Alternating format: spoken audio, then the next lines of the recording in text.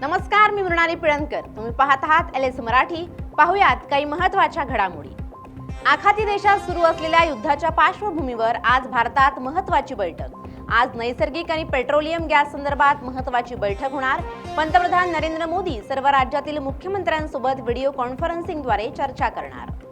America इस्रायलचे आतापर्यंत इराणच्या 10,000 लक्ष्यांवर हल्ले. संघर्ष थांबवण्याच्या प्रयत्नांना अद्यापही यश नाही.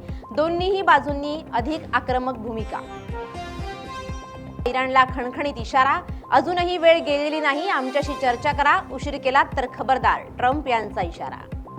प्रत्येक जिल्ह्यावर आता मनसे संपर्क अध्यक्षांची नजर. राज ठाकरे यांची रणनीती. सोमवारी अधिकृत यादी जाहीर होण्याची शक्यता.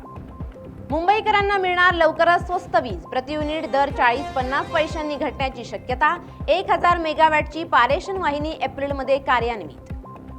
नवी मुंबई आंतरराष्ट्रीय विमानतळावरून पहिल्या उन्हाळी वेळापत्रकाची घोषणा. 29 मार्च ते 24 ऑक्टोबर या कालावधीत तब्बल 46 शहरांसाठी थेट उड्डाणं सुरू होणार.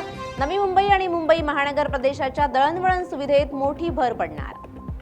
वंदे भारत एक्सप्रेसमध्ये निकृष्ट जेवण देणं IRCTCच्या चांगलंच अंगलट. रेल्वे मंत्रालयाकडून IRCTCला 10 लाख रुपयांचा दंड ठोठावत कॅटरिंग कंपनीचा करार रद्द.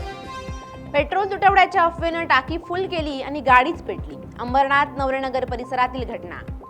कोस्टलवरील जय होचा त्रास. तक्रारीनंतर रात्री धून बंद. पालिकेचा तोडगा, रहिवाशांना दिलासा. महाराष्ट्रातील हवामानात पुढील काही आठवड्यात लक्षणीय चढ-उतार होण्याची शक्यता.